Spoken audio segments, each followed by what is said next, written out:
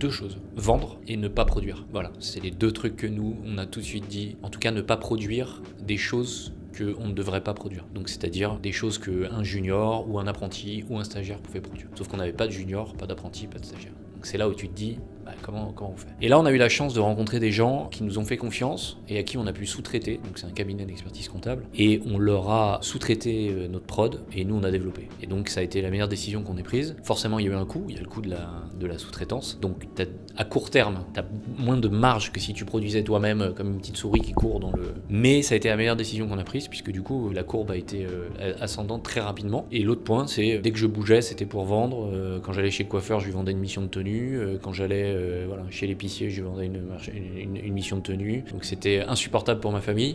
Il y a beaucoup de gens aujourd'hui qui disent sur les réseaux, qui disent l'argent facile, l'argent facile. Nous, il n'y a eu aucun argent facile. Ça a été que du travail. Donc la troisième chose, c'est travailler. Voilà. Donc nous, ça a été beaucoup d'investissement au début. Vendre, ne pas produire et travailler. Voilà. Bonjour à tous et bienvenue dans ce nouvel épisode du podcast Exco by Libéral Conseil. Je m'appelle Valentin Tonti-Bernard et j'ai décidé de créer ce podcast pour vous permettre de découvrir la vraie vie des experts comptables et surtout m'intéresser à leur business. Dans ces épisodes de podcast, vous découvrirez des experts comptables patrons de leur cabinet qui vont parler de leur parcours, de leurs chiffres, de leur développement, de leur marge, de leur chiffre d'affaires, de leur stratégie, tout en totale transparence. Libéral Conseil, c'est un cabinet de conseil en stratégie à destination exclusive des professions libérales réglementées. Notre objectif, il est assez simple, c'est de permettre aux professions libérales d'atteindre leurs objectifs en utilisant les méthodes de l'entreprise qu'on applique à la spécificité de chacune des professions. Et concrètement, on réalise pour eux des missions de conseil stratégique et des missions de conseil opérationnel au sein de leur activité pour traiter des sujets comme le développement commercial, les parcours des collaborateurs en interne, la mise en place d'outils tels que des CRM, des ERP. On va travailler beaucoup sur la finance de ces entreprises pour augmenter les marges, augmenter le chiffre d'affaires, augmenter les paniers moyens par client.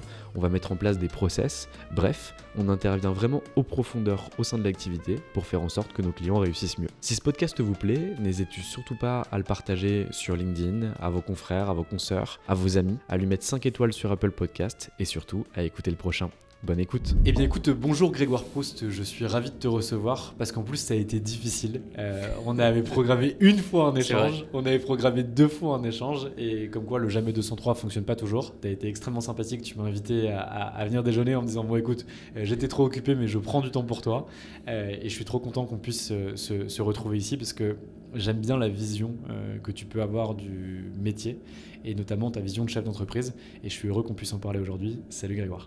Salut Valentin, merci beaucoup pour ton invitation et je pense que notre début de relation ressemble à ce que j'aime dans les relations humaines, savoir beaucoup de spontanéité. Je t'ai malheureusement annulé 2 fois, mais j'ai essayé d'être le plus transparent sur les raisons et j'ai été ravi de partager ce déjeuner avec toi, ce qui a permis de mieux nous connaître et de préparer, j'espère, bien comme il faut ce podcast. Eh bien, carrément. Alors, est-ce qu'on peut commencer par une question simple ? Qui es-tu ? D'où viens-tu ? Et pourquoi tu fais ce que tu fais aujourd'hui ? Et où vais-je ? Et où tu vas ? Ça c'est pour la fin, ça. Écoute, Grégoire Proust, 45 ans. Je suis, alors je vais remonter un peu. Là, je suis marié, j'ai 3 enfants.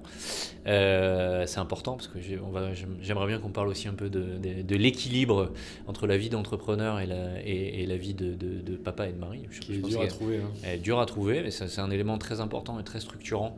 Je pense dans l'équilibre de tout entrepreneur. En tout cas, pour moi, c'est très important. Donc, si tu as envie que je témoigne là-dessus, je le ferai avec plaisir. Avec joie. Au-delà de ça, voilà, donc moi, bien sûr, je suis expert comptable. J'ai fait mes études à Dauphine, si on remonte un tout petit peu rapidement, un master CCA à Dauphine. Ensuite, j'ai rejoint les rangs de Ernst & Young, où j'ai fait une dizaine d'années, où j'ai été jusqu'à senior manager chez Ernst & Young. Ensuite, j'ai été directeur financier pendant 1 an.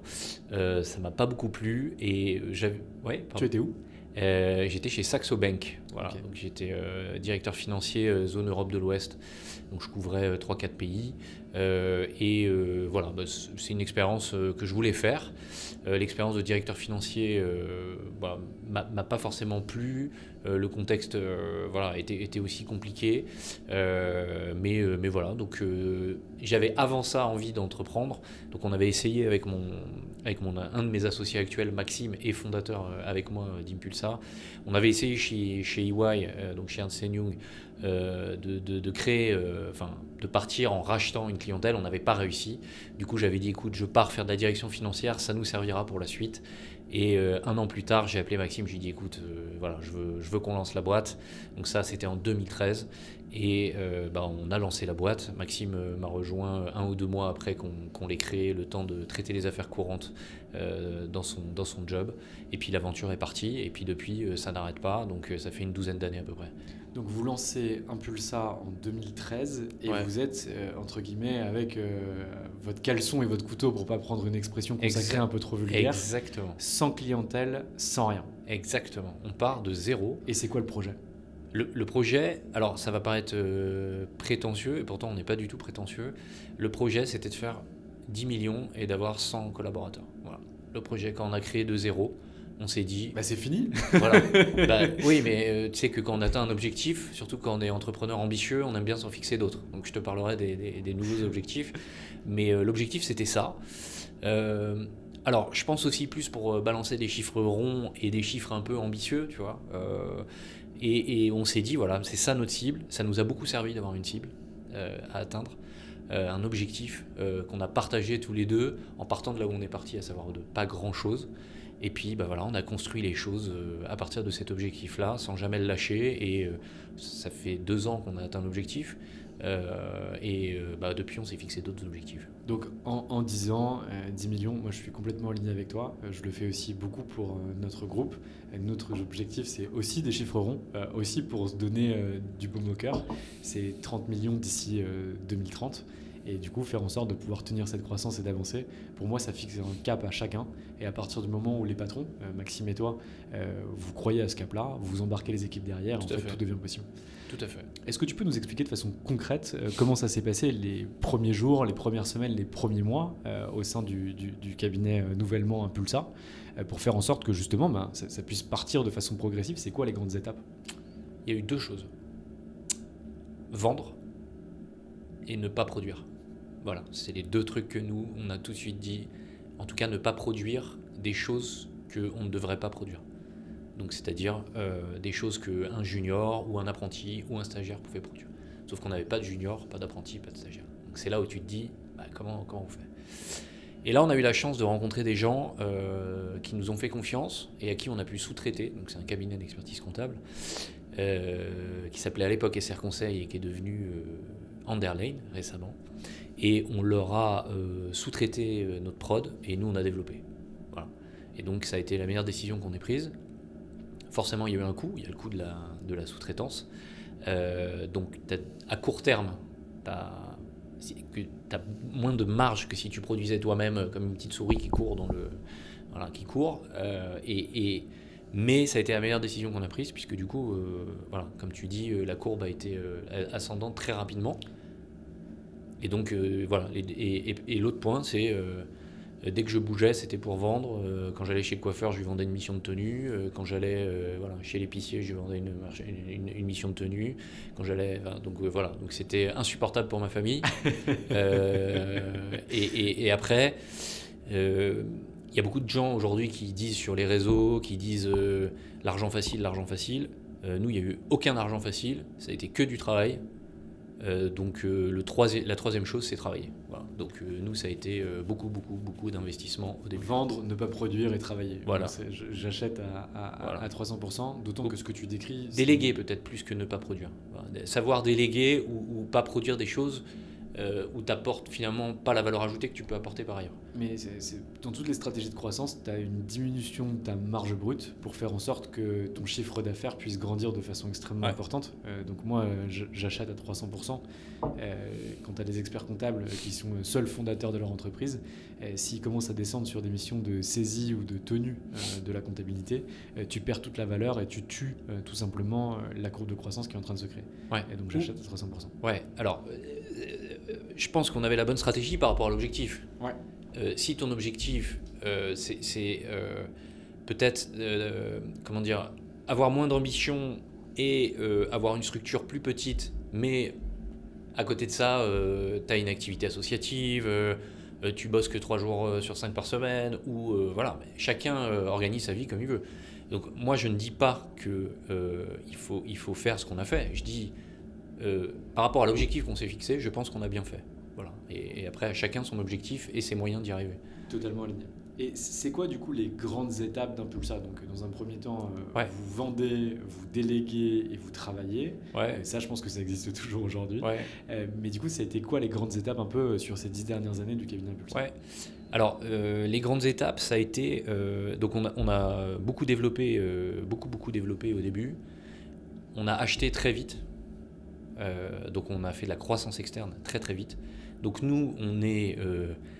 Il y a beaucoup de gens en ce moment qui disent qu'ils vont faire du build-up, de la croissance externe. C'est le mot que tu entends partout, avec notamment l'arrivée des financiers sur le marché, qui ont des thèses extrêmement fortes sur le sujet de la concentration, du build-up. Voilà. Nous, ça fait 10 ans qu'on le fait, quoi. C'est-à-dire, ça fait 10 ans qu'on fait de la croissance externe parce qu'on croit à ce modèle. Le modèle, il est simple. Ça a été très rapidement, puisque on a commencé en 2013 et en 2014, on a acquis notre premier cabinet par croissance externe. Le modèle, il est simple. Ce sont, en tout cas, nous, à l'époque, c'était celui-là. Le modèle a légèrement changé, on pourrait y revenir. C'est un départ en retraite d'une consoeur ou d'un confrère, ou de plusieurs. La reprise, ok.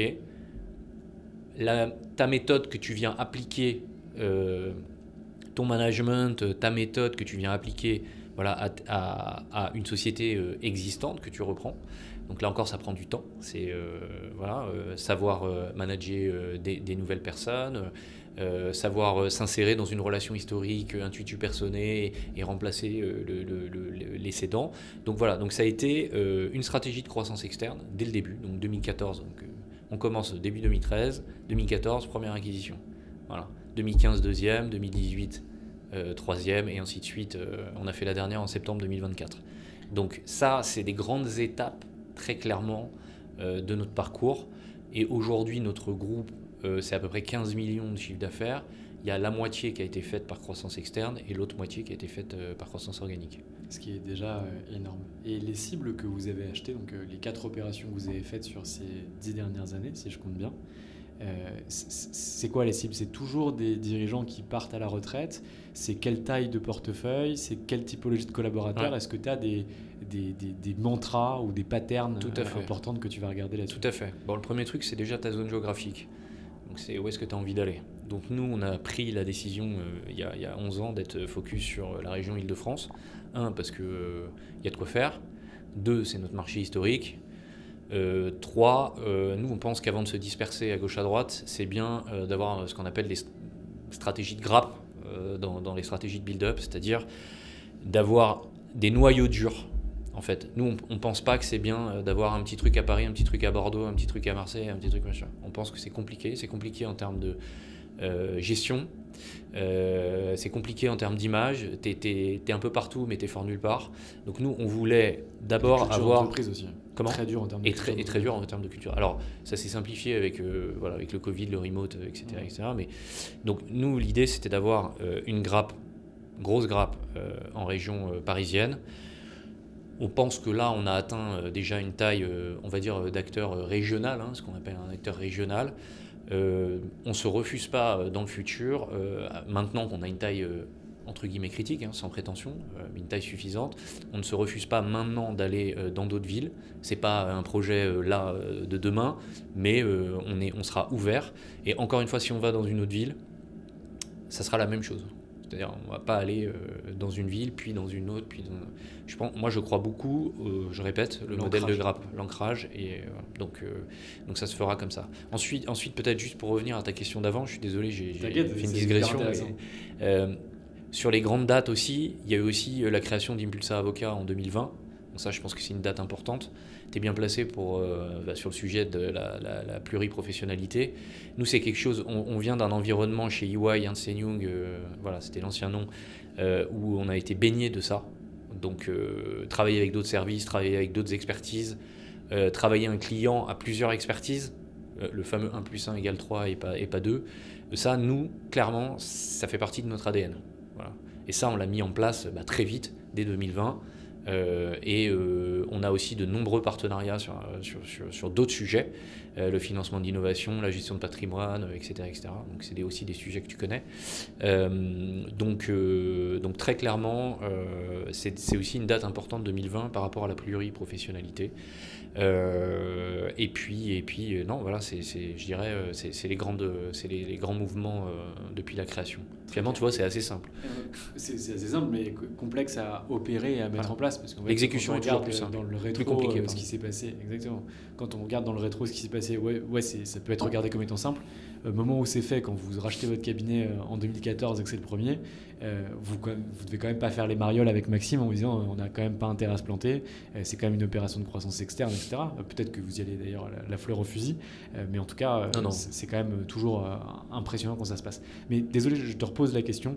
Est-ce que tu as des patterns que tu vas regarder dans les cibles que tu vas acheter? Oui. Et c'est quoi qui est important pour toi? Donc j'ai expliqué la partie géographique. Ouais. Ensuite, il y a plus précisément le cabinet en lui-même. Qu'est-ce qui va nous importer? La taille. Voilà. Donc la taille, nous, ça va être assez simple. C'est historiquement entre 1 et 2 millions. Et aujourd'hui, on va plutôt se positionner sur des structures supérieures à 2 millions. Voilà, ça c'est notre expérience qui nous fait dire que en dessous c'est compliqué parce que tu as toujours un peu de déperdition de clientèle. Et finalement, en termes d'effort, l'effort marginal pour une structure qui fait 2-3 millions par rapport à une structure qui fait 1-2 millions, il est assez faible. Amen. Voilà.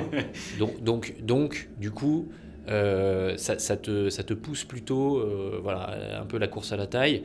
Et au-dessus, on pense que, comme on se finance par de l'endettement bancaire, on pense que ça serait peut-être une opération plus complexe financièrement à boucler, qu'on bousculerait un peu trop nos équilibres financiers, personnels. Voilà, il y a aussi, on est quand même responsable de plus de 100 salariés, donc c'est hors de question de jouer avec ça. Donc nous, on reste des bons gestionnaires et on préserve nos équilibres. Donc la taille de la structure. Ensuite, il y a sa rentabilité. On va être extrêmement vigilant, nous, sur la rentabilité normative. C'est-à-dire, en fait, tu as la rentabilité apparente, et je pense que bon nombre de personnes qui vont revoir le podcast vont comprendre ce que je dis, et après, tu as la rentabilité normative. Donc, qu'est-ce que la boîte, une fois que tu as un peu retraité un certain nombre d'éléments, elle est capable intrinsèquement de rembourser, de sortir en termes de résultats et de sortir en termes de cash. Est-ce que je pourrais appeler ça l'EBE retraité? Voilà, exactement. Okay. L'EBITDA retraité ou l'EBE retraité. Nous, on cible des structures qui sortent au moins 20% de marge d'EBITDA normative. Voilà. En dessous, on va être un peu plus méfiant. On va être un peu plus méfiant parce que, pareil, on rembourse des crédits et l'idée, c'est aussi de rassurer nos partenaires banquiers qui nous suivent depuis le début. Et on les a habitués à être sélectifs sur les entreprises qu'on rachète. Mais là, il y a un truc que je ne comprends pas, c'est-à-dire que quand tu regardes du coup ton EBITDA retraité, concrètement, si on se rend compte qu'il est à 10 points et pas à 20 points, en réalité, ça a un impact direct sur la valeur faciale que toi, tu vas payer finalement à ton acheteur.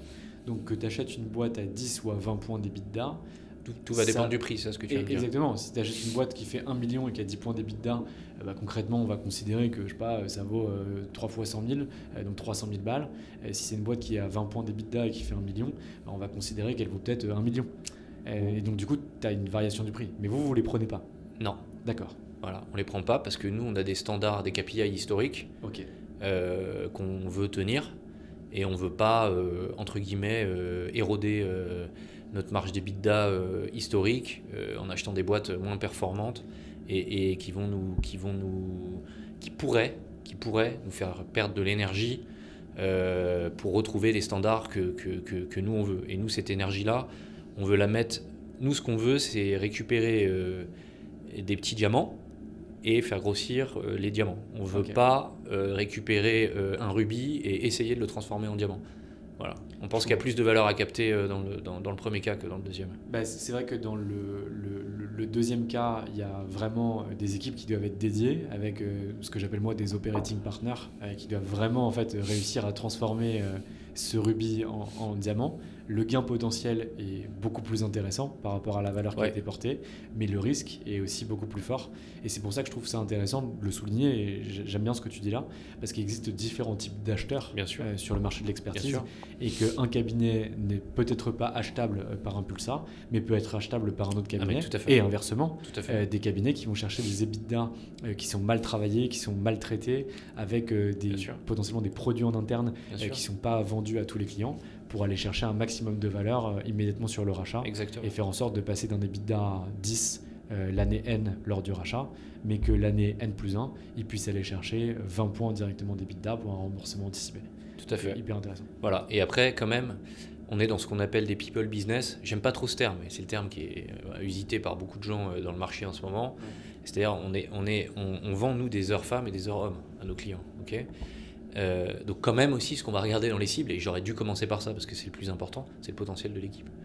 Voilà. Et en fait, pourquoi aussi on ne regarde pas les structures qui peuvent avoir des rentabilités, par exemple de 10%, mais où tu te dis je peux faire du retournement et je peux l'emmener, enfin c'est même pas du retournement, mais une amélioration de la rentabilité et l'emmener vers du 20%, c'est que très souvent tu t'aperçois que en fait, l'organisation n'est pas nécessairement celle que tu souhaites, qu'il y a beaucoup de turnover dans les équipes, et donc l'effort que tu vas devoir produire, il est énorme. Et j'en parle en connaissance de cause, parce que tu me parles de mes cibles, de nos cibles aujourd'hui, on a réfléchi différemment au début. Donc on a aussi racheté des structures qui étaient moins performantes, et l'effort que ça nous a demandé, et pas qu'à nous, à toutes nos équipes, pour redresser, je dirais,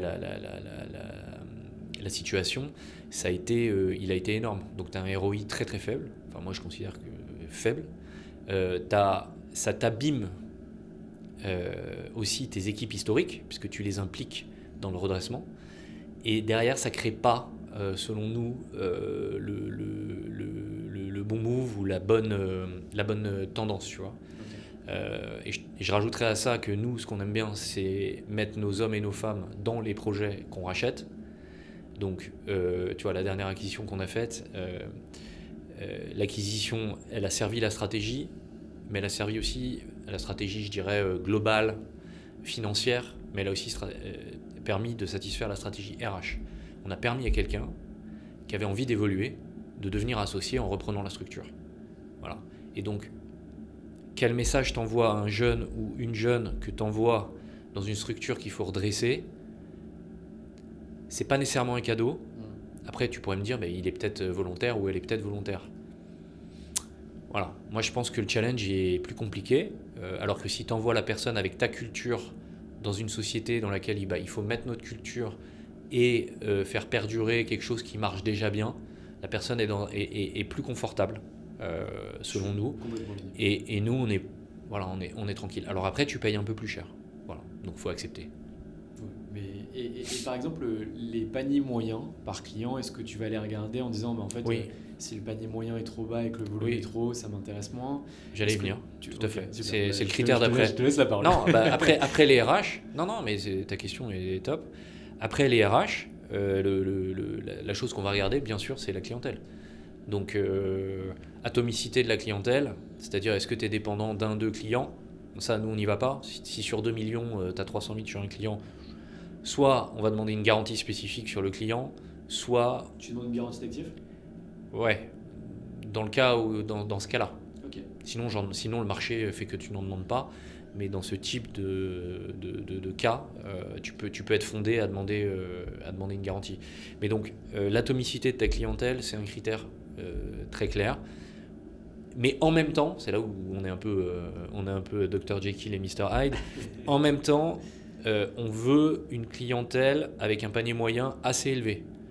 Voilà. Donc dit autrement, on veut quand même une clientèle plus de révision, mais pas trop concentrée sur 3-4 clients. Donc on est très vigilant, ce qu'on appelle, nous quand on fait des acquisitions, le top 10, le top 20, le top 30 clients, qui nous permet un peu de mesurer ta dépendance par rapport à ces mêmes clients. Donc vous fonctionnez vraiment sur l'écartile pour regarder comment est ventilé le chiffre d'affaires sur ces clients mid, qui ne sont pas des trop gros, mais pas non plus des trop petits. Voilà. Et enfin, le dernier critère qu'on regarde, et qui est aussi très important, je ne sais pas quels critères il faut mettre au-dessus des autres. Il y en a qui sont un peu éliminatoires et d'autres, voilà. D'autres, ça peut passer. Voilà. L'autre critère, ça va être quelle est ma capacité, une fois que j'intègre cette structure, mettons base 100 de chiffre d'affaires, à transformer sans beaucoup d'efforts cette base en 120. Donc à faire ce qu'on appelle, en mauvais anglais, du cross-sell, c'est-à-dire à venir proposer des services additionnels aux clients qu'on rachète et qu'on a, nous, dans notre offre Impulsa. Des avocats, de la transfo digitale pour les directeurs financiers, un service paye RH, parce que c'est assez surprenant, mais il y a beaucoup de cibles qui sous-traitent la paye. Ça, c'est un truc un peu... il n'y avait pas ça avant, maintenant on le voit ça dans les cibles, ça sous-traite la paye. Du coup, attends, ok, je peux couper le contrat de sous-traitance de paye et moi placer mon service social. Voilà, donc on regarde ce qu'on appelle maintenant les synergies business. Ouais, Qu'est-ce qu'on peut, quel chiffre d'affaires additionnel on va pouvoir générer à horizon 2 ans. Voilà, en général, c'est ça. Nous, en gros, il y a une période de 2 ans quoi, pour bien intégrer une structure. Donc, et donc ça, je comprends, sur l'augmentation du chiffre d'affaires pour passer de 100 à 120, donc le cross-sell évidemment. Mais tu ne regardes pas le potentiel de tes clients par rapport à leur chiffre d'affaires. Et je m'explique. Nous, par exemple, on a des stats en interne. On a une 60aine de clients sur le secteur de l'expertise. Des câbles qui vont de 1,5 million ou 2 millions jusqu'à quasiment 500 millions. On a des statistiques sur combien paye un client par rapport à son chiffre d'affaires. Ouais. Est-ce que ça, c'est des choses que vous allez regarder en vous disant attends, c'est pas normal, ce client-là est une PME qui fait 50 millions d'euros de chiffre et le panier moyen, je vais volontairement en prendre un très bas, est aux alentours de 10 000 euros par an pour ce client, alors que nous, on se rend compte que sur nos clients Impulsa historiques, donc les 1600 clients qu'on a aujourd'hui en interne, on est sur un ratio de environ 1% du chiffre d'affaires. Et donc, concrètement, on est en capacité de faire monter ce client à 50 000 euros. Ça, est-ce que c'est un truc que tu regardes, la différence entre la valeur et le potentiel valeur? Bien sûr. Ok. Donc, alors ça ouais, alors je l'incluais un peu dans la synergie. C'est de l'upsell. En fait, c'est de l'upsell potentiel sur la clientèle qu'on va acquérir au travers de l'acquisition des titres du cabinet. Donc, bien sûr, ça, c'est quelque chose qu'on regarde.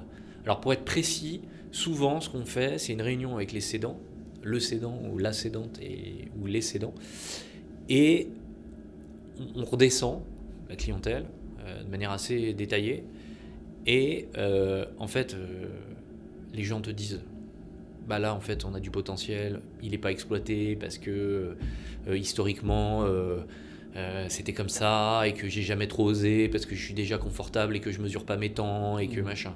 Donc, assez rapidement, en discutant avec la cible, tu vois tes zones. Voilà, tu vois tes zones d'upsell potentiel. Et du coup, tu sais, dans les fameux premiers jours, tu sais à peu près commercialement là où tu vas aller. Après, toi comme moi, on sait que nous, on va pas arriver avec le bâton de pèlerin et dire au client, bah écoute, c'est pas 100, c'est 120. Ça marche pas, ça. Ça marche que Donc, chez Soleil. voilà. Donc, en fait, après, il y a le tact commercial, il y a le respect des relations historiques. Donc, les erreurs de jeunesse, on les a faites. Donc, elles sont derrière nous. Nous, maintenant, on va avoir une approche beaucoup plus progressive. Essayer de donner de la confiance aux clients, donner de la confiance aux collaborateurs. Et imprimer ce rythme tranquillement, tout en étant exigeant et ambitieux, c'est-à-dire on n'abandonne pas les convictions qu'on a, mais on va le faire de manière progressive. Ouais. Il y a un sujet que tu n'abordes pas, mais c'est peut-être ton prochain point, c'est regardé par aucun cabinet d'expertise comptable acheteur, en tout cas que j'ai eu entre les mains et qui est venu me chercher pour ce genre de choses, c'est la puissance des actifs incorporels. Ce que je mets dans actifs incorporels, c'est les bases de connaissances internes, c'est la puissance du site internet, le niveau de référencement, le nombre de leads marketing qualifiés qui arrivent de façon mensuelle, c'est l'attractivité de la marque au niveau des collaborateurs, des directeurs de mission ou des experts comptables sur le secteur, et l'implantation de la marque sectorielle sur des marchés déterminés par rapport à la clientèle cible ou par rapport aux prescripteurs de la cible achetée. nous on voit qu'il y a énormément de ventilation qui pourrait être faite toujours à la hausse sur ce genre de cabinet. Où en fait il y a des cabinets qui ont un EBITDA qui est correct, 20 points, qui ont un chiffre d'affaires qui n'est pas incroyable, c'est bien, 2 millions. C'est plus que correct. Et qui n'est pas incroyable, genre 2 millions. Et si tu veux, qui sont sous-évalués, parce qu'en fait, les mecs s'en rendent pas compte, mais ils ont un site internet qui est vu 30 000 fois chaque mois. Ils ont un nombre de leads qualifiés au mois qui est à hauteur de X ou de Y. Et en fait, le problème, c'est pas dans l'acquisition, c'est dans le traitement de ces leads, avec en fait un simple branchement qui pourrait faire beaucoup plus. Ça, est-ce que c'est quelque chose que vous allez regarder de près ou pas du tout ? Non, Ok. on l'a pas regardé de près. Le seul élément qu'on regarde de près, au travers de la revue de la clientèle, c'est le dernier point que tu as cité, à savoir est-ce qu'on a une expertise qui vaut plus que juste la production que tu fais pour les clients. Je te dis n'importe quoi. Nous, on a acheté une structure qui faisait beaucoup de boulangerie. Ouais. On a quand même compris que ça valait quelque chose, qu'il y avait quelque chose à faire. Du coup, on a creusé, on a regardé ce qu'on pouvait faire. Donc, ça a été un élément déterminant dans notre approche, de se dire, attends, tu regardes la clientèle, tu fais, attends, quand même, il y a 400 clients, il y a 50 boulangeries, il y a peut-être un truc à faire. Quel est leur positionnement ? Comment ils font ? Comment ils sont référencés ? Est-ce qu'on regroupe avec les autres boulangeries qu'on a dans les autres structures ? Est-ce qu'on met une équipe dédiée ? Est-ce qu'on fait des événements ? Donc, on regarde. Par contre, on n'a pas regardé les autres points que tu as mentionnés. Je suis totalement d'accord avec toi. Maintenant, pour être transparent et tout en étant respectueux des acquisitions qu'on a faites, c'était pas nécessairement le point fort des sociétés desquelles on s'est rapproché. Je pense que aujourd'hui, avec l'évolution un peu de notre métier, c'est peut-être quelque chose effectivement à regarder de plus près. Voilà. Nous, on a quand même regardé des structures avec des départs en retraite, donc c'est des gens qui avaient entre 58 et 70 ans. Ils te disaient d'eux-mêmes, je pense qu'ils seraient avec nous aujourd'hui, ils ne prendraient pas ce que je dis pour une injure, c'était pas leur truc, tu vois. Ni le site internet, ni la marque, voilà. Alors, par contre, sur la marque, je pense qu'il y a quelque chose qui est extrêmement intéressant. C'est-à-dire que nous, au début, on intégrait, on coupait la marque, c'était assez tranché. Ouais. Je trouve qu'on a peut-être été trop précipité parfois. Et du coup, ce qu'on a fait à la dernière acquisition, qui est une très belle acquisition, je salue tous nos nouveaux salariés et mon associé qui a repris, Xavier. On a eu une toute autre stratégie. Donc ça, c'est assez intéressant. On a gardé la marque. Alors bien sûr, on a gardé tous les collabs qui sont géniaux. On a gardé la marque. Et on est venu très, très humblement. Mon associé est allé et a repris et a regardé. Et on est venu par contre placer nos offres additionnelles tout en gardant la culture locale, entre guillemets. Local étant opposé à central si je parle du siège. Ouais. C'est pas péjoratif. Parce que ça reste en Ile-de-France quoi qu'il arrive. Voilà, ça reste en Ile-de-France. Et tu t'aperçois que nous, on est en train de se poser des questions par rapport à ça. On se dit, tiens, c'est intéressant. Tiens, les collabs, ils sont impulsables, mais ils sont aussi X ou Y. Ils aiment bien les deux. On leur a posé la question. Nous, on aime bien les deux. On aime bien l'idée d'être dans un groupe, mais on est attaché à notre marque historique. Et les clients aussi, à qui on a parlé, avec qui on se sentait d'en parler. Donc, tu vois, on est en train d'expérimenter le truc. Et j'aime bien... Alors, d'un point de vue de la gestion de la marque, de la propriété intellectuelle et peut-être de ta visibilité, c'est quelque chose de plus dur à gérer, mais très intéressant. Hyper intéressant. Et comme par hasard, on n'a pas de turnover, on n'a pas de churn client. Alors, tu vas me dire, c'est défensif ce que je dis, mais n'empêche que quand tu vas voir le banquier et que tu fais le prêt, la première chose qu'il fait, c'est qu'il dit, attends, moi je mets un churn de 5 à 10% qui est le churn moyen donné par toutes les études de marché des experts comptables. Et on n'en veut pas du tout aux banquiers, c'est des gens qui font leur travail et qui restent prudents. Ils ont bien raison. Mais tu vois, intéressant ça. Donc on réfléchit, tu vois. Aussi par rapport à nos conneries, par rapport à ce qu'on voit, on teste, on expérimente. Et aussi, surtout, on suit. Tu vois, c'est notre associé. On s'apprêtait à rechanger le nom du cabinet. Et c'est notre associé. Il nous a dit non, mais les salariés, ils sont bien comme ça. Les clients, ils sont bien comme ça. On change pas. Alors ça s'appelle Buy Impulsa, enfin, c'est des trucs classiques, mais c'est hyper intéressant en fait de pouvoir avoir une marque ombrelle. Moi, c'est la stratégie que j'ai bien aujourd'hui. sûr, c'est ta stratégie. Libéral Group, bien sûr. Qui est ma marque ombrelle. Et en dessous, après, j'ai Libéral Conseil, Urama, Neria, et demain Temesia, etc. C'est très bien. D'autres boîtes. L'avantage que tu as, c'est que concrètement, tu as des lignes éditoriales particulières par entreprise. Et donc des gens qui vont être plus attachés ou qui vont venir de façon plus mécanique vers une société ou vers une autre société. Ça, c'est le premier avantage. Le deuxième avantage, c'est que quand tu commences à peser lourd chez un client, 300 000, 400 000, 500 000 euros, même moins, enfin même 100 000, tu vois, en fait, quand c'est différentes boîtes, ton DAF, il a plus de mal à savoir que c'est une seule et unique entreprise qui est derrière. Et franchement, il faut le dire, c'est hyper important. Si tu es un gros apporteur et que la boîte est achetée en face, en réalité, il va commencer à regarder les charges. Il va avoir un groupe qui pèse 400 000, il va aller regarder, il va aller taper, il va aller rogner. Sur 4 boîtes, 5 boîtes, 6 boîtes qui font 400 000, il y a forte chance qu'il aille pas rogner. Deuxième avantage.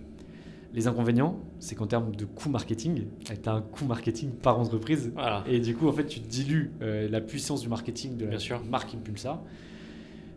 Ou derrière, tu l'utilises de façon sectorielle. Et c'est-à-dire qu'en fait, tu fais une marque à destination des boulangeries, une marque à destination des pompes funèbres, une marque à destination des dératiseurs. Et en fait, tu deviens un expert sectoriel sur chacune de tes marques. Ce qu'on avait fait, nous, à la base, avec Anomia.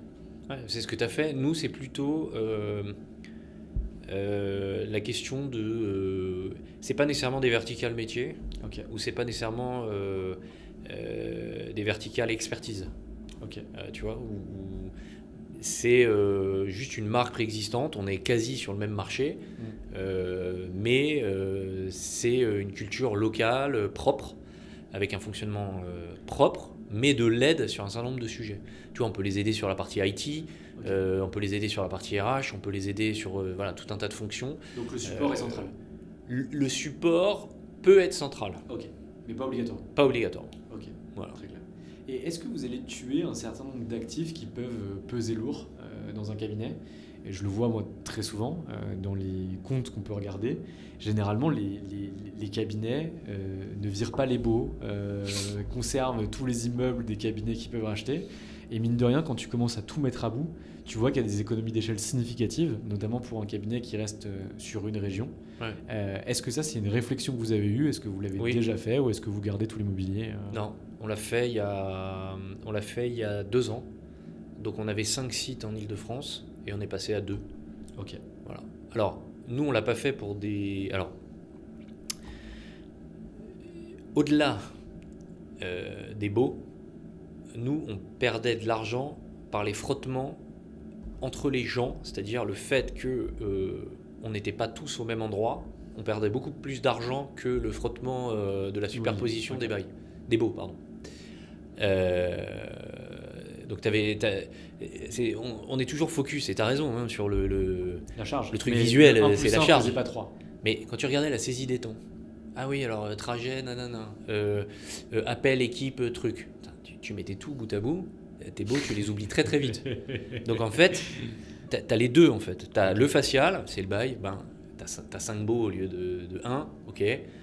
Et après, t'as toute la déperdition et la perte d'énergie autour, tu vois. Et voilà. Et donc, nous, ce qu'on a fait, c'est qu'on a quasi maintenu la charge locative, mais on a amélioré la condition de nos salariés, c'est-à-dire qu'on a pris un bail plus premium, des locaux plus premium, et où on avait tout le monde. Hyper intéressant. Voilà. Donc ça a été notre décision. J'ai fini de te cuisiner sur le volet acquisition, mais ça fait aussi partie de la croissance d'Impulsa, parce que du coup, la moitié du chiffre d'affaires que tu as réalisé, donc les 7,5 millions, c'est sur de l'acquisition, et les 7,5 millions, c'est sur de l'organique et de l'organique sur acquisition. Exactement. Donc on va passer au deuxième volet, l'organique et organique sur acquisition. Ouais. 2013, lancement avec Maxime, donc j'ai compris croissance externe en 2014, etc. Ouais. Croissance organique, qu'est-ce que vous avez fait? Donc j'ai compris qu'au début, tu allais voir le coiffeur, tu proposes un truc, tu allais voir l'épicier, tu lui proposes un truc. Ouais. Ça existe peut-être encore aujourd'hui, tu vas nous le dire, mais vous avez dû aussi mettre des méthodes en place pour que, vous soyez plus les seuls avec Maxime à aller chercher de la clientèle et à les vendre, mais que ça soit aussi globalisé. Quelle est la méthode ou l'organisation que vous avez mis en place pour justement tirer le chiffre d'affaires? La première approche, ça a été une approche, donc comme on disait tout à l'heure, nous on est parti avec rien, donc la première approche ça a été simple, c'est la survie quoi. Tu prends tout ce qui passe. Donc nous, 400 balles la journée, 500 balles la journée, alors qu'on en valait 1000, on prenait, on a tout pris. On n'a pas fait les fines bouches, on a pris, on a baissé la tête, on a bossé, on a pris, et en fait le 400 du mois de janvier est devenu 500 en février, 600 machin, donc en 6 mois, le gap que tu avais au début parce que tu étais personne, que tu venais de nulle part, et forcément tu as la contrepartie en face qui le sait, hein, donc ça tire vers le bas. Donc voilà, donc le premier truc c'est qu'on n'a rien lâché, des vrais chiens, on n'a rien lâché, on y est allé, on a sauté sur tout ce qui bougeait, donc un peu, ça c'est le côté, tu sais, la partie de ton cerveau qui est irrationnelle et reptilien, exactement, ou reptilienne pour la partie, mais et là t'y vas quoi. Tu vas, comme tu dis, avec ta baie et ton couteau, tu vas, tu fonces, et voilà. Bon. Ensuite, il y a, comme tu dis, une fois qu'on s'est dit ça, c'est bien, mais finalement, ok, quel process, voilà. Donc, la croissance externe, on en a parlé. Après, il y a l'animation de ton réseau. Tu parlais d'actifs cachés dans les boîtes, et il y a un actif caché aussi dans chacun d'entre nous. Et ça, pareil, je pense qu'il y a beaucoup de gens qui ne travaillent pas assez, et très certainement j'en fais partie, qui ne travaillent pas assez son réseau. Nous, on a travaillé notre réseau. Voilà, on a travaillé notre réseau. Premier cercle, tu l'épuises. Deuxième cercle, tu l'épuises. Troisième cercle, tu l'épuises. Quatrième cercle. Méthodique, hein. Donc LinkedIn existait déjà. Donc toutes les méthodes utilisées aujourd'hui n'existaient pas en 2013. C'était l'âge de pierre. Donc il y avait LinkedIn. Donc déjà ça te faisait, il y avait même Viadeo à l'époque. Donc tu avais deux sources. Et donc voilà, on a épuisé les cercles petit à petit. Je ne sais pas si c'est vraiment un process en soi, mais donc très basique, fichier Excel, appeler, machin, truc, ce que tu fais dans un CRM aujourd'hui. Hein. Ouais, sauf qu'à l'époque, parler de CRM, c'était un gros mot. Tu vois, Salesforce devait décoller, mais voilà, il y avait pas de solution de CRM pour les petites boîtes, ou très peu. On était même à une époque où on s'était posé la question d'acheter des fichiers, tu sais, les boîtes qui te vendent des fichiers, ça existe encore, hein, bien sûr. Des fichiers plus ou moins qualifiés. Alors tu pouvais acheter des trucs bas de gamme, des trucs, voilà. Donc on s'était posé cette question-là. Finalement, on l'a pas fait. Donc on a travaillé notre réseau. Ça a été, ça demandait de la méthode, mais par contre l'approche était basique, vraiment un bon vieux fichier Excel, une extraction LinkedIn si tu prenais l'abonnement premium, et puis c'est tout quoi. En fait, ce qui est marrant, c'est qu'aujourd'hui ça fonctionne encore comme ça. C'est juste qu'en fait les gens le font plus, ont peur de le faire, ont peur de déranger les gens, mais concrètement, quand tu appliques tes méthodes, elles sont mieux structurées. Donc un individu qui gérait avant peut-être 10, 15, 20 personnes, il peut en gérer aujourd'hui 400. Mais en fait, la méthode est la même. Nous, on vient de recruter une sales, Victoria, qui est super. Elle me prend 40 rendez-vous par semaine. Ouais, ça m'étonne et pas. elle prend comme son bottin, tu vois, à l'époque où elle sort son fichier Excel, bam, elle dit OK, je voudrais discuter avec vous, etc. Et elle cale des rendez-vous dans mon agenda de cette manière-là. Bon, voilà. Ça marche encore comme ça. Voilà, mais sauf que nous, c'était nous qui le faisions. Voilà, on n'avait personne pour le faire. Il y a 5 ans, je le faisais. Voilà, non, mais j'imagine. Je dis, c'était pas une critique. Bien sûr, je sais. Tu me demandais comment on faisait. Donc, non, mais donc c'est ça qu'on a fait. Et puis après, petit à petit, après, tu délègues. Je pense l'autre truc qui est assez important, c'est la vente indirecte. Je vais m'expliquer. Pas la vente indirecte au sens technique. C'est au fur et à mesure qu'on a recruté des gens, on a essayé d'inculquer notre méthode. hein. Donc c'est un peu c'est ces trucs qui fait des tu sais, c'est la boule de neige qui grossit et à la fin quand tu es 100 et que tu as 100 personnes qui ont à peu près la même méthode, qui tirent dans le même sens, et ben aujourd'hui on tire du revenu organique, donc de la croissance organique, beaucoup par le travail de chacun de nos comptables, juristes, gestionnaires de paye, avocats ou tout ce que tu veux, parce que on a dans notre recrutement et dans les formations, alors que ce soit la formation one shot ou plutôt, moi je dirais le fait qu'on bosse ensemble tout le temps, tu crées un ADN, et je pense que nous on a un ADN vendeur. Voilà. Et par exemple, ça, vous l'avez formalisé? Enfin, il y a une Non. espèce de petit livre rouge Non. que les collaborateurs... Non, ok. Non, D'accord. par contre, les collaborateurs, ils savent qu'on est... c'est des gens intelligents, ils t'observent. Donc c'est du mimétisme plutôt que de la formalisation. Ouais, c'est du mimétisme au sens positif, pour le coup, pas du tout... voilà. C'est du mimétisme, et non, et nous, on est ambitieux, donc on fixe aussi des objectifs de croissance, et chaque personne dans l'équipe a des objectifs, alors pas nécessairement en cas euro ou en euros, tu vois, écrit, formalisé. Ça reste pour plutôt une partie des managers,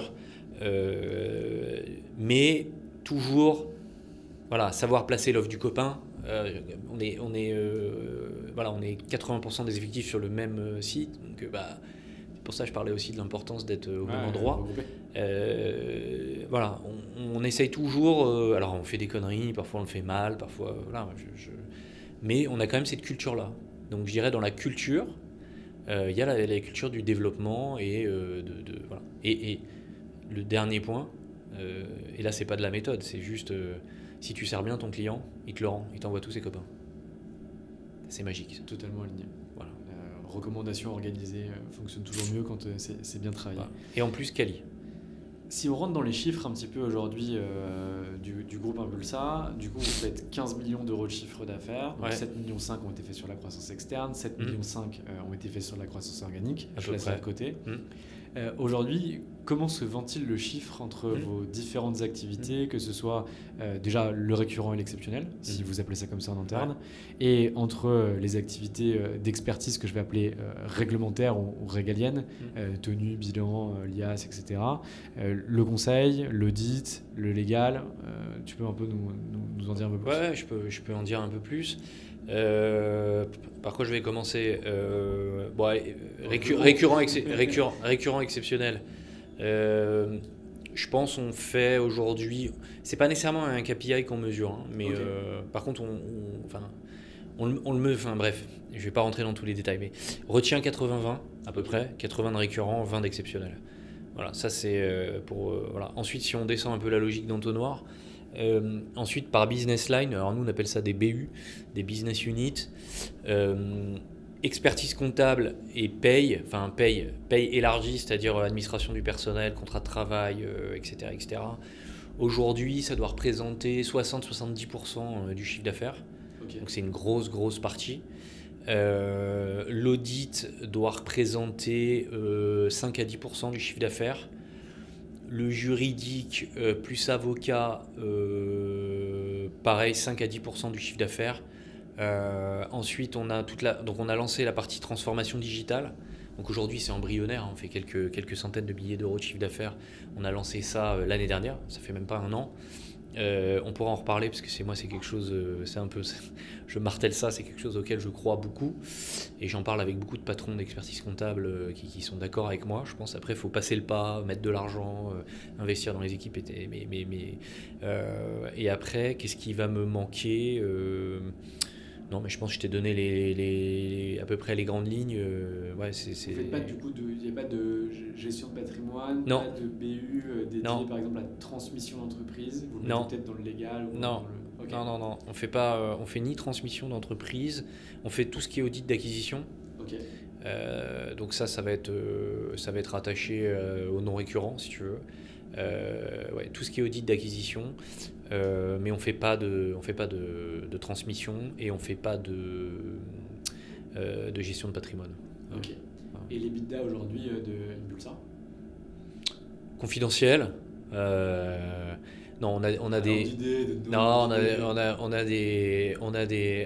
on va dire entre 15 et 25%. Voilà. Pour donner une fourchette. Standard, ouais. Si t'es à 15, t'es standard. Si t'es à 25, voilà. Donc je te laisse Donc deviner. entre standard et pas mal. Ok. Voilà. Non, on se plaint pas. Okay. On travaille pour, mais on se plaint pas. Très bien. Vous êtes combien d'associés aujourd'hui?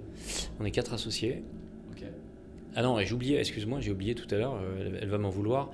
On a lancé il y a peu de temps une offre de RH à temps partagé qui s'appelle HR Fit, qui est avec qui on s'est associé avec Vanessa. Et donc c'est Vanessa qui gère ce sujet-là pour nous aujourd'hui. Voilà. Et donc on est 4 associés sur les métiers historiques. Et donc on est associé avec Vanessa sur la partie RH à temps partagé. Très clair. Donc on a parlé des chiffres, de l'histoire entre guillemets d'Impulsa avec ses niveaux de croissance, etc. Donc là on a dépassé les 10 millions, aujourd'hui on est à 15 en 2025. C'est quoi la vision à 5 ans que tu as avec tes associés pour le groupe Impulsa? Parce que là il y a de gros changements, t'en citais quelques-uns. La financiarisation, la transformation technologique, la transformation réglementaire dont on n'a pas parlé avec la facture électronique parce que je supporte plus de parler de facture électronique, mais on va quand même en parler. On peut en parler. Avec différents aspects. Du coup, toi, c'est quoi ta vision par rapport à tous ces changements? Et c'est quoi surtout la vision que vous avez avec tes associés pour Impulsa sur les 5 prochaines années? Ouais. On est en train un peu de... Avec tous les événements que tu as cités, la facture électronique... Il y a surtout l'IA qui va arriver, qui va être, qui est déjà là, mais qui va être un choc. Nous, ce qu'on se dit, c'est à horizon 2030, x2 minimum. Donc ça, c'est la cible. Donc on a le même objectif que toi, finalement. Donc 30 millions en 2030. Tout compris, y compris les acquisitions, y compris la croissance organique. Donc ça, c'est l'objectif. La stratégie pour y arriver, c'est assez simple. Donc de la croissance externe. Donc ça, nous, on reste très actif, très dynamique. C'est pas quelque chose que tu peux calculer, la croissance externe. Tu as des bonnes opportunités qui peuvent arriver en rafale, comme avoir une période désertique pendant 6 mois. Donc il faut être en veille, prêt, avoir les banquiers, maintenir en haleine les banquiers, maintenir en haleine les gens qui peuvent t'apporter des affaires, discuter avec des consoeurs, des confrères. Tu travailles avec des banques d'affaires? Oui. Okay. Oui. Donc c'est les mêmes que beaucoup d'experts comptables. Oui, parce qu'il n'y en a pas beaucoup sur le marché qui sont vraiment bons, j'ai l'impression. Non, voilà. Donc voilà, nous on travaille avec des banques d'affaires, on travaille avec aussi des indépendants qui peuvent être intermédiaires. On a plusieurs cordes à votre arc. Voilà, il y a plusieurs cordes, exactement, plusieurs cordes, plusieurs réseaux. Donc la croissance externe. Ensuite, il va y avoir la diversification. Aujourd'hui, on a commencé la diversification, hein, j'en ai parlé. Donc, je répète, hein, expertise comptable, bien sûr, paye, les métiers classiques, l'audit. On a fait transformation digitale. Donc ça, moi, je veux prendre 5 minutes pour expliquer un peu le truc parce que c'est quelque chose qui me tient très à cœur. Vas-y. Donc, on a recruté Romain, avec... en se disant, on se digitalise. Le marché se digitalise, nos clients ils se digitalisent, les directions financières sont en train de se digitaliser, il y a la facture électronique et il y a l'IA. Tu prends tout ça, tu le mets dans un récipient, tu shakes. Si tu n'es pas capable d'avoir une offre et des personnes pour traiter ça, alors je vais peut-être être un peu radical, t'es pas mort, mais en fait, tu cours après le train, en fait, pour moi. C'est-à-dire, en fait, Alors, je dis pas qu'on est parfait, je dis juste, nous, on a entamé le processus. Voilà. C'est un processus qui est dur à faire comprendre, comment dire, au métier qui est un peu sclérosé, qui est un peu... voilà. C'est quelque chose qui est dur à faire comprendre aux clients, comment être crédible là-dessus alors que parfois on te voit comme le comptable de base. Voilà, donc ça peut paraître comme ça obscur, mais je suis convaincu que dans 3 ans, tout le monde le fera. En fait, on n'a pas le choix. Mais moi, j'aimerais bien comprendre ce que ça veut dire Ouais. réellement, Ouais. la digitalisation Ouais. de la fonction financière Ouais. chez un client, parce Ouais. que tu t'en doutes, tu n'es pas le premier à m'en parler. Bien sûr. Mais en fait, dès que tu essayes de rentrer dans le détail, Ouais, bah, je vais t'expliquer. tu as l'impression que c'est un peu une nébuleuse assez obscure que Ouais. même la personne qui est en face de toi ne comprend pas. Et donc j'aimerais bien que tu puisses me l'expliquer de façon concrète, ce que ça va changer, ce sur quoi vous allez intervenir et quelle est la plus-value d'une telle intervention. Deux use cases. Ouais, carrément. Facture électronique. Ton client, il est DAF. Elle est DAF ou il est DAF. Elle a son run à gérer. Elle a ses actionnaires à gérer. On lui colle une réforme de la facturation électronique sur la tronche. Sa direction lui dit, démerde-toi. T'implémentes.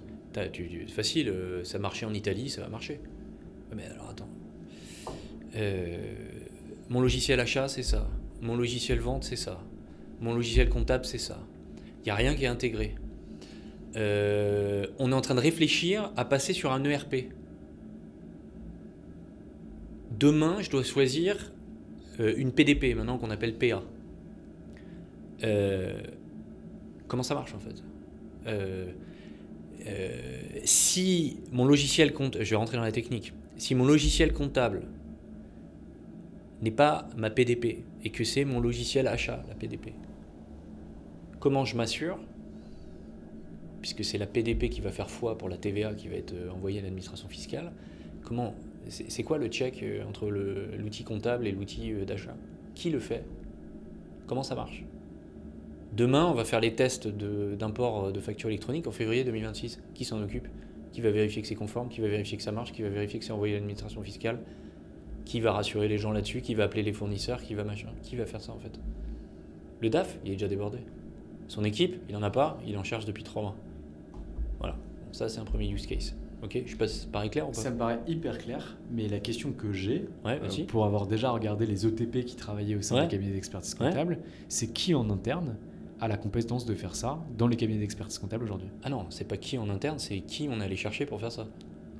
Ok. Donc alors en fait, il y a nous dans nos équipes, on a dans ce service, on a, je vais pas trop en dire non plus, mais voilà, on a plusieurs personnes qui vont avoir un rôle différent.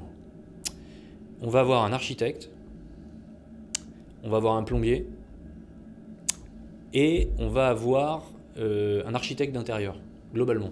J'aime bien prendre cette métaphore. L'architecte, il va faire les plans, il va s'assurer que voilà, tout rentre bien, que réglementairement parlant, on est bon, que il va aider à sélectionner les outils, il va distribuer aux bonnes personnes, et il va s'assurer que les travaux avancent bien. Derrière, mon contrôle entre mon logiciel achat et ma PDP, faut que les tuyaux ils se parlent. Bon, il me faut un plombier. Et puis ensuite, pour restituer ça à un directeur financier débordé, il ne s'agit pas de lui présenter des fichiers qui font 5000 lignes, 100 000, 1 million de lignes, des trucs dégueulasses qu'il n'a pas envie de voir, c'est pas son job et il a bien raison.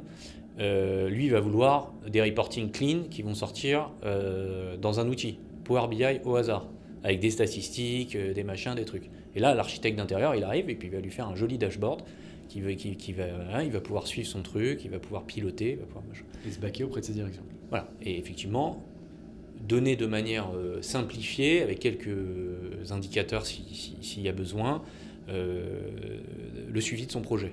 Voilà. Donc ça, c'est ce que fait cette équipe-là.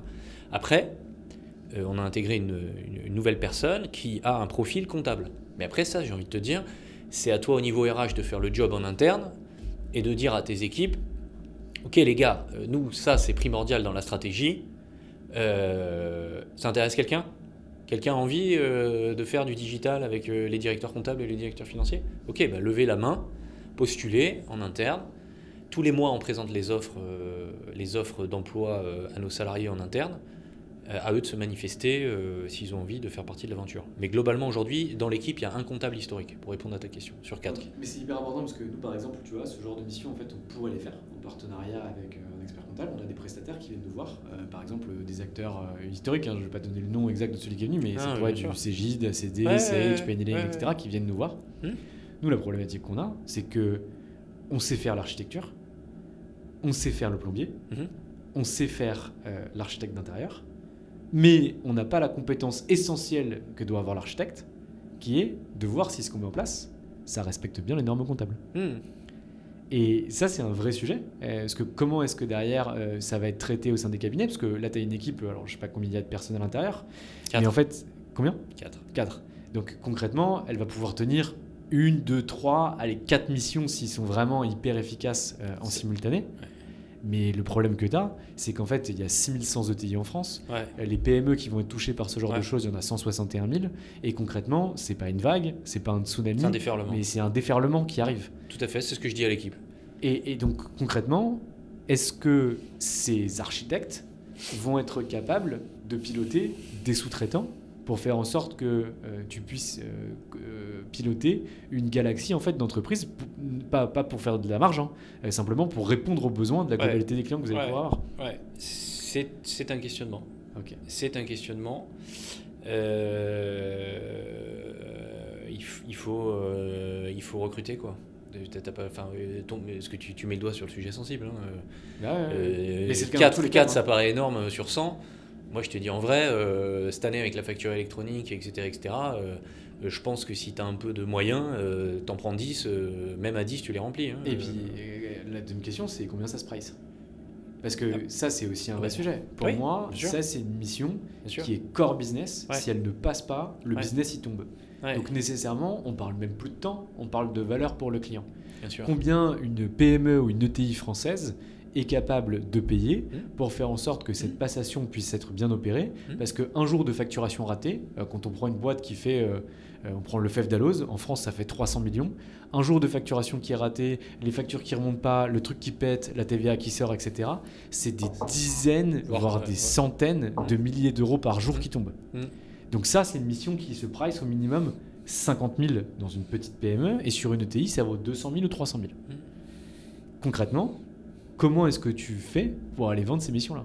Alors, sur les TPE-PME, donc les TPE ou les petites PME, on forfaitise au maximum parce qu'on s'est aperçu que le marché n'est pas mature et c'est très compliqué de rentrer sur le marché avec du fee en mode consultant à l'heure, avec des tarifs élevés, au moins pour la partie vraiment consultant.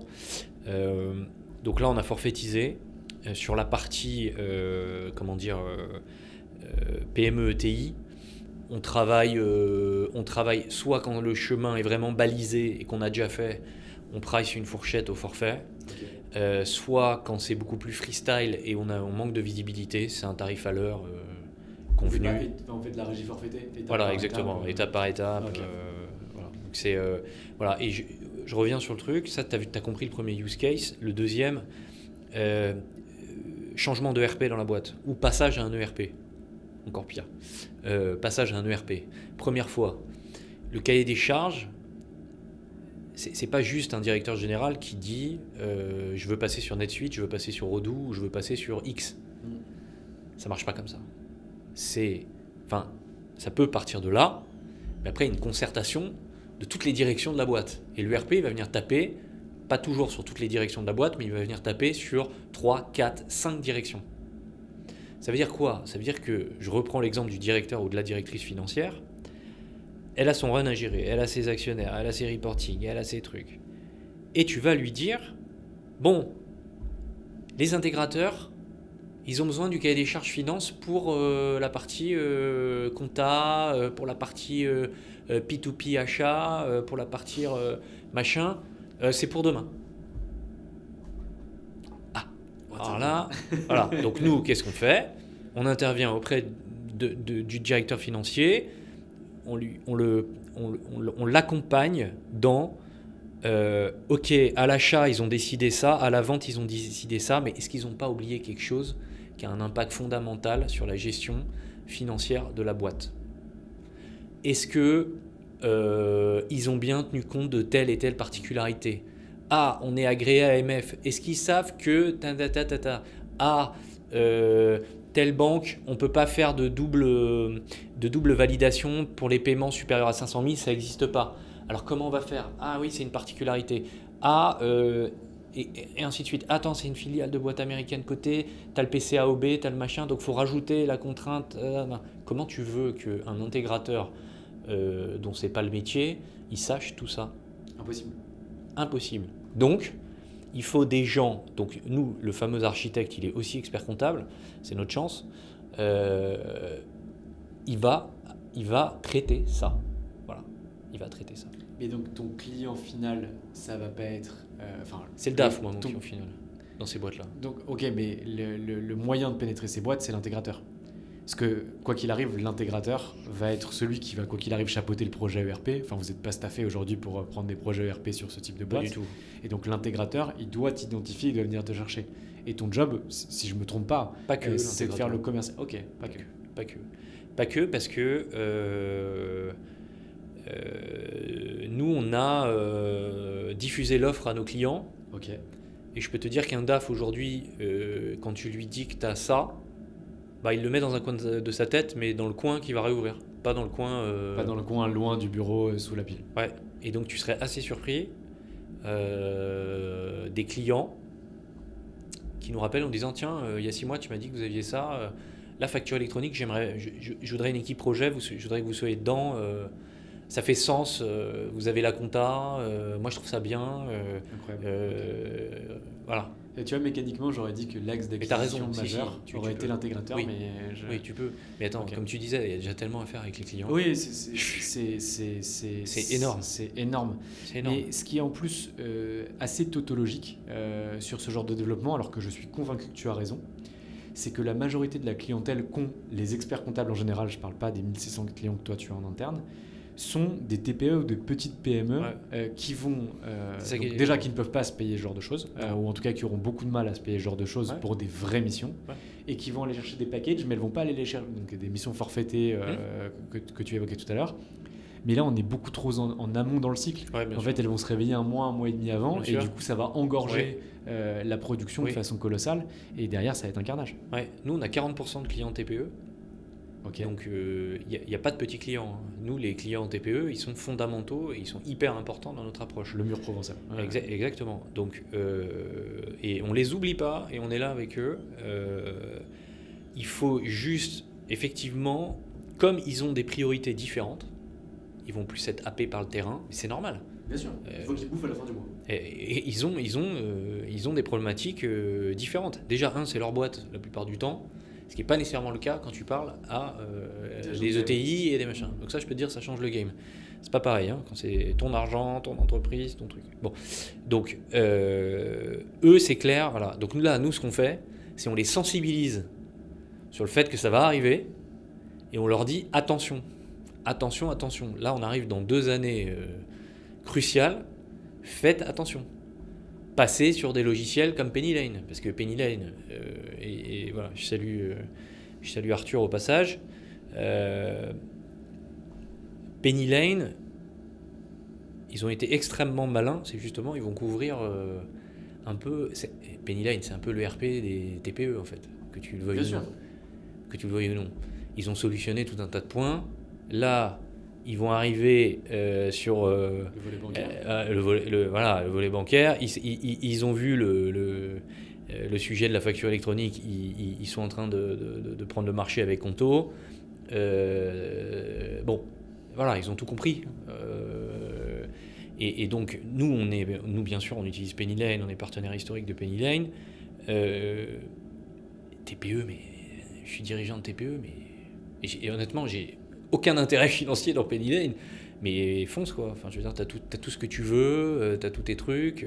Voilà. Après, il y a d'autres, il y a des concurrents qui sont très bien. Moi, nous, on a des très bonnes relations avec d'autres logiciels, mais n'empêche que nous aujourd'hui, moi, je pense que je suis TPE aujourd'hui. Aller sur Penny Lane, je pense que ça m'enlève beaucoup de problèmes. Et en plus, c'est hyper didactique, t'es ton suivi, ton cash flow, etc. Moi, j'étais sur mes précédentes boîtes sur Penny Lane. Bon, j'ai changé d'expert comptable, le travail sur Time, on n'a pas fait chier, on allait sur Time. Là, on va rechanger. Mais ce sont de bonnes solutions, tu vois, et il y a moyen de faire des trucs très sympas. Il y a 10 ans, il n'y avait pas ça. Il y a 10 ans, on avait Sage et Cegid. Et un peu ACD, voilà, qui était en train de monter. Donc, mais aujourd'hui, voilà, tu es dirigeant de TPE, tu as des trucs comme Time, comme Pennyline, on va pas tous les citer, mais c'est des super solutions, quoi. C'est des super solutions, all-in-one, ça te gère tout un tas de trucs. Ils ont tous l'inscription à l'annuaire PDPPA. Voilà, tu es tranquille. Et du coup, donc, ça, c'est ce que vous faites sur le volet transfo des TPE, PME, ETI. Voilà, et on est intégrateur Pennyline, c'est le dernier use case dont je voulais te parler. Okay. Donc on intègre, nous on passe nos clients dans Pennyline, on leur met en place toutes les API, tous les trucs, on les branche, on vérifie que tout marche. Moi ce que je dis toujours à mes clients qui ne comprennent pas nécessairement toutes les subtilités comptables et financières, et ils ont bien raison, c'est pas leur métier. Moi je leur dis, notre job c'est de relier ton outil comptable à tes outils business. Voilà. Et Pennyline c'est magique pour ça. Donc on t'intègre dans Pennyline. T'as un flat fee parce que maintenant on sait le faire, on l'a fait des centaines voire des milliers de fois, et donc voilà, facile, quoi. Et ce qui est incroyable aussi, on va arrêter de faire la pub de Pennyline parce que Arthur il va commencer à payer sa pub, sinon ça va pas aller. Quand la compta va tout voir. C'est ça, exactement. Et ce qui est dingue, c'est qu'il y a des clients maintenant qui demandent Pennyline à leur expert comptable, ça devient un critère de sélection. Et moi je trouve ça incroyable, les mecs ils ont tué le marketing sur le secteur, je trouve ça hyper fort. Nous, c'est un client, un prospect sur 2. C'est dingue. 50% du marché demande Pennyline. Chez moi, enfin chez nous. Je dis chez moi, c'est moi qui gère la partie sales, mais voilà. Mais du coup, on n'a pas parlé de concrètement l'avenir d'Impulsa. C'est quoi Impulsa dans 5 ans? Donc on a dit qu'on doublait de chiffre d'affaires. La diversification. 15 à 30, diversification. Voilà, donc croissance externe, diversification. Donc là, j'ai parlé de la transfo digitale. Il y a d'autres sujets possibles, on en a parlé tout à l'heure. Pourquoi pas un jour aller sur la gestion de patrimoine, pourquoi pas un jour, on a fait les avocats, pourquoi on n'irait pas faire du business avec des notaires. Voilà, donc ça on est en train d'étudier des pistes sur ces sujets-là. Ensuite, on a beaucoup d'investissements sur la formation, sur beaucoup de travail, parce que voilà, on a clairement, on peut s'améliorer sur voilà, comment bien garder nos équipes. Aujourd'hui, on a des super équipes. On veut garder nos équipes, donc il faut qu'on soit bon là-dedans. Il faut être bon là-dedans. Donc on a pris une DRH il y a 2 ans qui nous aide là-dessus. Et c'est voilà, formation management pour les managers. On s'est aperçu finalement que expert comptable, on est mauvais en management, on n'a pas nécessairement eu tous des formations en management, donc formation management, des cas concrets, des formations internes. Donc ça, je ne sais pas si mes consoeurs et mes confrères, voilà, ils trouvent ça utile, mais nous, les meilleures formations, les formations les mieux notées, c'est les formations en interne. Donc nous, on a des fiscalistes, dans notre développement recruté, on a 2 fiscalistes. Ils font des formations en interne, bon ils sont top, du coup ils passent hyper bien, du coup ça se passe super bien, les collaborateurs osent poser des questions, parce qu'ils prennent des cafés avec lui, voilà, par ailleurs dans la boîte, ils se parlent. Ça crée du lien. Ouais. Et après on a des managers et des superviseurs, donc nous managers, superviseurs, superviseur c'est le grade d'en dessous de manager, en gros tu as associé, directeur, manager, superviseur, et donc tu as des directeurs, managers qui font des formations, et maintenant tu as des superviseurs qui font des formations, c'est génial. Et certains sont volontaires, c'est-à-dire ils demandent à en faire. Ils en ont fait une un peu comme ça, pointe de pied, et ils ont adoré. Ils ont adoré, ils passent bien, ils parlent bien, donc voilà. Donc ça c'est un pan extrêmement important de la stratégie, parce que tu t'aperçois que quand tu gardes tes équipes, quand tu perds une collaboratrice ou un collaborateur qui travaille bien, tu casses une partie de la relation avec la clientèle, ok ? T'as beau retrouver quelqu'un de très bien derrière. En fait, il va avoir une période d'apprentissage que les Anglais appellent le ramp-up, la période de prise de connaissances, d'acquisition de la culture, d'assimilation des outils, etc., etc. Mais tu perds un quart de ton année. Sur un cadre, 3 mois, machin, peut-être pas un quart, mais tu perds 2-3 mois. Tu perds 2-3 mois. Alors que nous, tu vois, le ramp-up, il est encore plus long que ça, donc c'est 9 mois. Voilà, avant t'imagines un consultant, alors vraiment qu'un sales chez nous, soit à son plein potentiel, il nous faut 9 mois. T'imagines? Et avant qu'un consultant puisse être mis face à un client, il nous faut 2 ans. Donc bon, bah, t'as tout dit. Donc une fois qu'on s'est dit ça, bah, nous, nos bons collaborateurs, bah, on veut les garder. Voilà, on les apprécie à leur juste valeur. Il faut qu'on les paye à leur juste valeur. Donc on est très vigilant là-dessus. On benchmark les REM et tout. Je dis pas qu'on est ceux qui payent le plus, mais en tout cas on est. Combien ? Excuse-moi. Vous payez combien ? On paye combien? Alors quel grade, Première année, enfin je sais pas, les différentes échelles à peu près. Tu vois. Ouais, alors je veux pas créer de séisme, D'accord. mais Okay. donc c'est un sujet un peu délicat. Okay. Non, en gros, on paye le marché plus. Nous. On essaie toujours d'être positionné. On a des recruteurs aussi avec qui on bosse, parce que nous, la DRH s'organise et on a de la chasse organique de collaborateurs. Et après, on a aussi tout un flux de collaborateurs qui nous vient de partenaires historiques, certains et certaines avec qui on bosse depuis 10 ans. Ça aussi, c'est vachement important. Les bons partenaires. Et voilà. Et eux nous apportent aussi des profils. Donc, et vous travaillez sur le départ des collaborateurs. Ça, c'est un truc que j'avais mis en place dans un très gros cabinet d'avocats américain. En gros, on voyait qu'il y avait beaucoup de départs, par exemple, des collaborateurs que tu n'as pas envie de voir partir, mais qui mécaniquement, en fait, pour des raisons qui soient familiales, qui soient ce que tu as eu, par exemple, chez EY, on leur propose d'aller chez le client en tant que DAF, etc. Ils partent. Est-ce que vous travaillez finalement sur ce volet-là, c'est-à-dire la sortie des collaborateurs pour créer une forme de communauté en interne? Non. Et que, ok. Non, on le fait pas. On a quelques cas où ça se passe super bien. Mais c'est pas organisé encore aujourd'hui. C'est pas organisé, mais en fait, c'est toujours pareil. Tu fais toujours la gueule au début. Tu vois, les premiers jours, tu fais la gueule, tu te dis, putain, mon bon collaborateur, il part chez un client. Il m'a trahi, le salaud.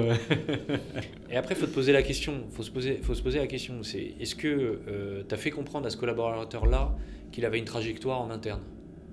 Qu'il avait une trajectoire qui pouvait aller plus loin en interne? Si tu l'as pas fait, c'est de ta faute. Ça, c'est le premier cas de figure, c'est pas le bon cas. T'as le deuxième cas de figure, tu peux avoir un collaborateur, c'est bon, il a fait 5 ans chez toi, tu le projettes, mais finalement pas plus que ça, donc tu lui as pas envoyé de signaux cette fois-ci volontairement, mais c'est pas grave.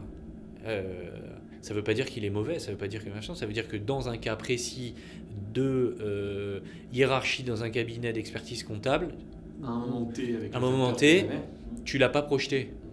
On est tous autour de toi ou moi, je suis sûr qu'on n'a pas été projeté par des gens dans notre carrière. Plein de gens, ouais. Et voilà, bon, c'est comme ça, on s'en est remis, chacun fait son parcours, et tu vois, donc, et ça,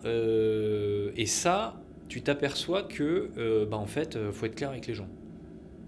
Tu ne pourras pas être ça à horizon, avant horizon, tac.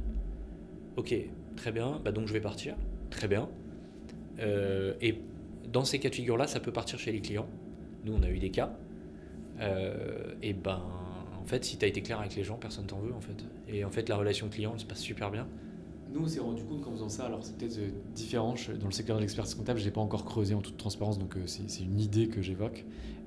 On a appelé ça le procédure d'offboarding, au contrario du processus d'onboarding, de l'arrivée d'un collaborateur. En fait, on travaille sur son départ, on va le replacer, on va l'aider à le replacer, on va créer une communauté interne pour faire en sorte qu'en fait, il envoie du biz, il envoie des collaborateurs et il travaille de cette manière-là. Mais vous avez raison. Et ça a hyper bien... Alors, on ne l'a pas fait chez nous parce que nous, on est encore, je pense, trop petits pour faire ça, même si on pourrait commencer à le faire. On a quand même 4-5 personnes qui sont parties. Ça pourrait être intéressant, mais là, dans ce cabinet-là, en l'occurrence, c'était une vingtaine de personnes qui partaient par an. Et donc, si tu veux, les volumes sont plus intéressants. Et sur N2, à partir du moment où on l'a mis, c'était 480 000 euros qui avaient été envoyés en termes de chiffre d'affaires pour le cabinet. Ce qui, à l'échelle de ce cabinet, n'était pas grand-chose, mais quand même, c'était déjà une bonne base. Et 7 collaborateurs qui étaient venus par leur intermédiaire, donc une diminution du coût lié aux chasseurs relativement significative. Ok, l'intégration. Tu as des mesures plus précises que les nôtres. Mais après, c'est notre job, nous, faut voir si on réussit à faire un truc. Tu sais, quand on vend un truc, il faut qu'on montre au client qu'on a bien réussi ou qu'on n'a pas réussi. Le cordonnier bien chaussé. Exactement. C'est moins le cas chez nous en interne, c'est toujours pareil, mais en tout cas, quand c'est en externe, il faut que ce soit irréprochable. L'intégration de l'IA aujourd'hui, vous en êtes où? Je suppose que vous y réfléchissez, vous avez déjà essayé des choses, etc. Est-ce que c'est bien pris en main? Est-ce que vous avez trouvé des cas d'usage concrets au sein du cabinet? Aujourd'hui, c'est un truc qu'on regarde. Je vais être honnête aussi, nous on trouve qu'on manque encore de visibilité pour développer des cas concrets en sécurité et en se disant aussi que c'est une priorité. Okay. Donc on regarde, on est très très attentiste. J'ai fait des formations, je suis allé à plein d'événements, je parle à beaucoup de gens, parce que ça aussi je crois beaucoup à ça, donc j'essaie toujours de voir les infos, la bande, puis en fait on côtoie plein de gens intelligents, plus intelligents que soi, et ça permet d'avoir une ouverture d'esprit et de voir un peu aussi ce qui se fait ailleurs. Donc on suit, on regarde. Aujourd'hui, comme tout le monde, on s'en sert pour faire des documents simples avec ChatGPT, pour faire de la recherche doctrinale. Il y a un peu d'IA aussi dans Penny Lane. Voilà, il y a des trucs à gauche, à droite. On va dire c'est un peu plus du débrouillardisme aujourd'hui qu'une approche standardisée, tu vois, processée. Par contre, ce que je peux te dire, c'est que on va regarder fort cette année. On va regarder plus que ce qu'on a regardé. Voilà. J'en parlais l'autre jour à notre directeur qui va être en charge de ça. Voilà. Mais je te mentirais si je te disais que c'était aussi huilé que le reste.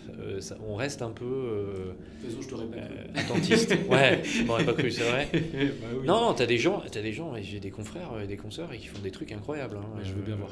Mais ouais, bah écoute.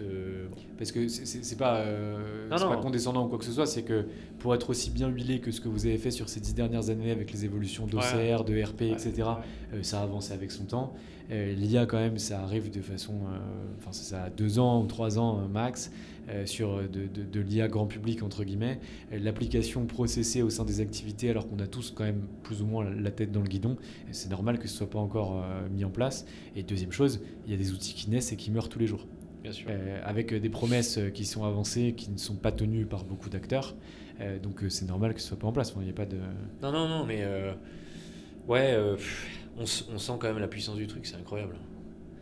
Tu vois, ce matin, sans divulguer de secrets, j'ai un partenaire qui m'a envoyé un contrat. Je lui dis tiens, ça sent le chat GPT. J'ai prompté, j'ai mis mon truc, mon prompt, puis il m'a ressorti le même contrat, quoi. Donc mot pour mot, le même. Donc c'est voilà, partenaire voilà, au niveau, tu vois, mais en fait j'ai l'impression que tout le monde tripatouille le truc un peu, mais on sent quand même que enfin, il y a quelque chose. Après voilà, mais en tout cas, j'ai aucune prétention là-dessus et je suis pas sûr de t'apporter beaucoup de valeur ajoutée sur le sujet. En tout cas, on s'y intéresse, c'est tout ce que je peux te dire. Très clair. Tu t'en es pas rendu compte, mais ça fait 1h20 je suis très bavard. en train de discuter ensemble. Ça, tu t'en es rendu compte par contre. Non, pas du tout. En fait, je regarde juste l'heure en me disant, t'avais 1h30. Normalement, on devait boire un café derrière. On n'aura pas le temps de boire un café derrière, mais c'est pas grave, on a déjà mangé. On aurait eu le bonheur de parler ensemble. Exactement. Est-ce que j'ai une dernière question à te poser. Pourquoi tu as accepté ce podcast? Parce qu'en fait, on se connaît pas de base. Ouais. Moi, je t'ai identifié parce que je connaissais l'un de tes associés. Et du coup, je t'ai contacté. Mais pourquoi tu as accepté ce podcast? Écoute, j'ai accepté ce podcast parce que la discussion, la première discussion qu'on a eue, je t'ai trouvé extrêmement dynamique. Quelque part, je me vois un peu quelques années en arrière. T'as voilà, un dynamisme hyper intéressant. T'as une vision pluriprofessionnelle qui est aussi la vision qu'on a eue, donc je trouve ça intéressant de parler avec quelqu'un qui a la même vision. Après, c'est toujours intéressant de parler aussi à des gens qui n'ont pas du tout la même vision que soi, mais ça m'a attiré. Ensuite, je trouve que tu as une ligne éditoriale dans ce podcast qui m'intéresse, puisque forcément, elle va traiter de sujets du métier. Et puis, tu as invité voilà, quelques gens que je connais aussi et qui m'ont dit que du bien de toi. Donc, voilà. Et puis, moi, j'aime bien l'exercice. Je trouve ça sympa de partager avec les gens de notre secteur. Voilà, donc, Et tu me recommandes qui alors pour les prochains épisodes? Voilà, je te recommande plein de personnes. Je te recommande. Là, je balance là tout de suite. Oui, tu balances, bien sûr. Je te recommande Romain Jousselin d'Audit CPA. Je l'ai déjà eu. Voilà, salut Romain. Putain, tu vois, Romain, t'es une star en fait. Je te recommande. Qui je te recommande Édouard Mascret de Penny Lane. Ok. Qui est leur directeur commercial. Je te recommande.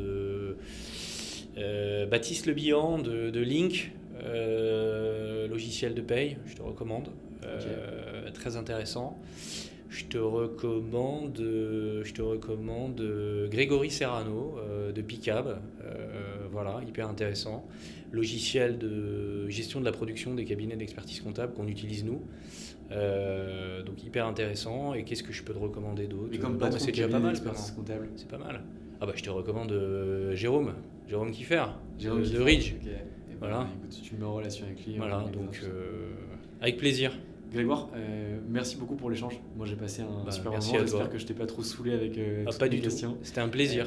C'était un plaisir qui était amplement partagé. Je te remercie. Je te souhaite que vous puissiez faire 30 millions d'ici 2030. D'ailleurs, on se donne rendez-vous en 2030 et j'espère un peu avant pour faire le point. Que vous continuiez à avoir une culture d'équipe qui soit celle-ci. Et j'aimerais être tenu au courant de l'avancée sur la transformation digitale des directions financières. Est-ce que c'est un sujet que je regarde de très très près? Ok, et ça sera avec grand plaisir. Super. Merci pour tout. Avec bye. Plaisir, Grégoire. Ciao.